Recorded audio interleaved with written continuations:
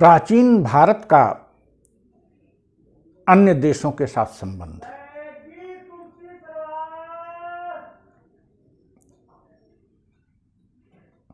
भारत का विश्व के अन्य देशों से संबंध प्राचीन काल से ही दिखाई पड़ता है।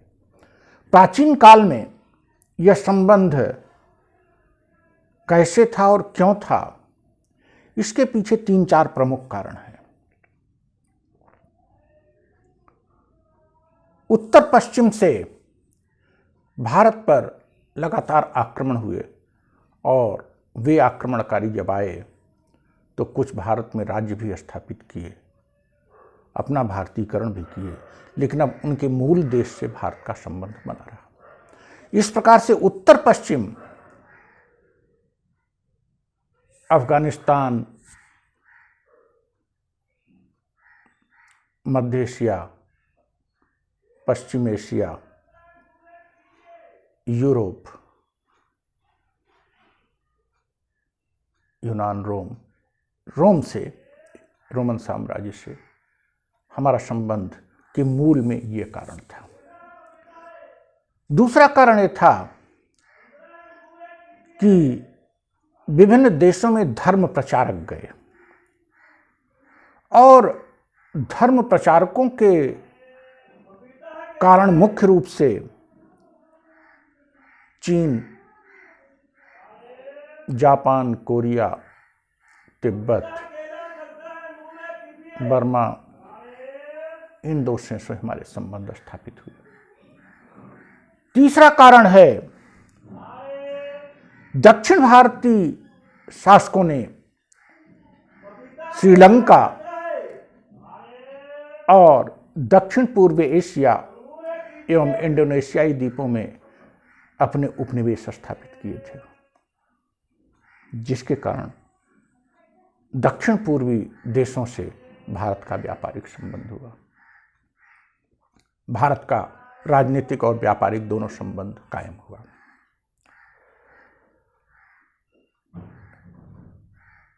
इन कारणों की अगर के आलोक में देखा जाए तो सांस्कृतिक आदान प्रदान हुआ, धार्मिक आदान प्रदान हुआ, राजनीतिक आदान प्रदान भी हुआ होगा, व्यापारिक आदान प्रदान हुआ। और इस एक्सचेंज में हमने अन्य देशों से और अन्य देश हमसे बहुत कुछ सीखे होंगे। जैसे सोने के सिक्के के ढालने की कला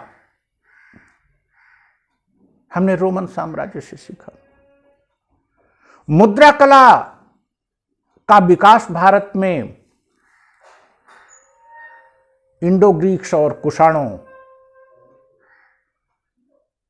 के प्रभाव में हुआ, उनके कारण से हुआ। उनके ऐसे ही मूर्ति कला की शैलियां, खास करके गांधार शैली जो है, विदेशी कलाकारों से हमने सीखा।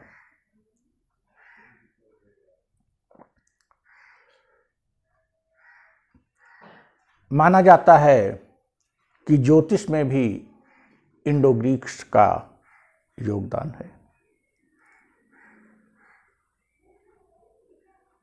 हमने चीन से रेशम प्राप्त किया तो कपास उगाने की चीजें चीन ने हमसे सीखी।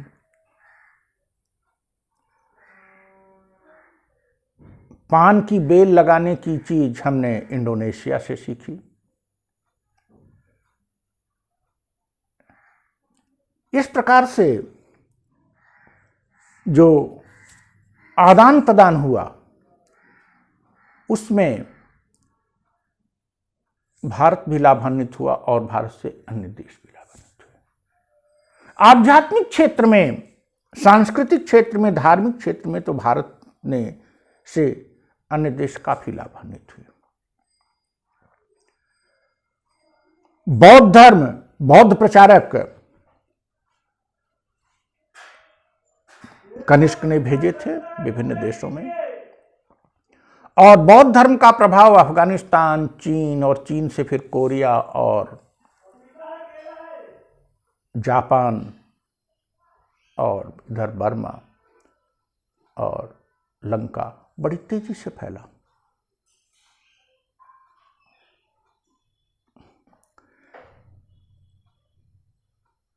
अफगानिस्तान में और बर्मा में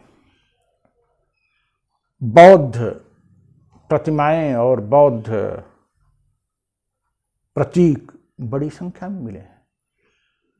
अफगानिस्तान में के बानियान में तो महात्मा बुद्ध की इतनी ऊंची मूर्ति थी कि जिसका कोई जवाब नहीं, और 2001 में वहां के कुछ कट्टरपंथियों ने उसको तोड़ दिया था। इन देशों में बौद्ध धर्म भारत से गया तो हिंद चीन, हमारा मतलब वियतनाम, कंबोडिया, लाओस,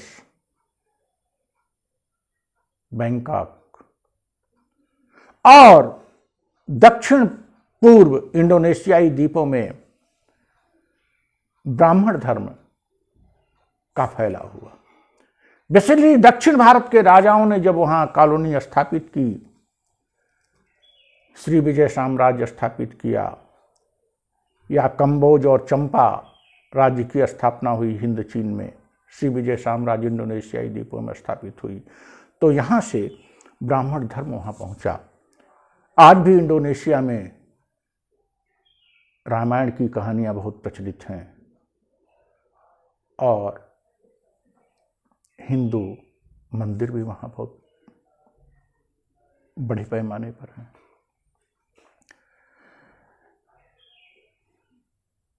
तो जो विदेशी आक्रमण, हम बैक चलते हैं, विदेशी आक्रमण का सिलसिला भारत पर 516 BC से शुरू हुआ। आर्यों को हम छोड़ देते हैं कि आर्य यहाँ के थे कि वहाँ के थे, हमारी आदि संस्कृत है, लेकिन डेरियस का जो आक्रमण हुआ तो उसका बहुत प्रभाव नहीं पड़ा। लेकिन सिकंदर के आक्रमण के बाद पश्चिम से हमारा व्यापक संपर्क हुआ। वैसे भी दक्षिण भारत का मौर्य काल के बाद से ही, मौर्य काल के समय से ही दक्षिण भारतीय राज्यों का रोमन साम्राज्य से संपर्क था और व्यापारिक संपर्क बड़े पैमाने पर था। संगम साहित्य से और अन्य पुस्तकों से, अन्य स्रोतों से भी यह बात ज्ञात होती है कि दक्षिण भारत के बंदरगाहों पर रोम के जहाज आया करते थे और सामान लेके जाया करते थे।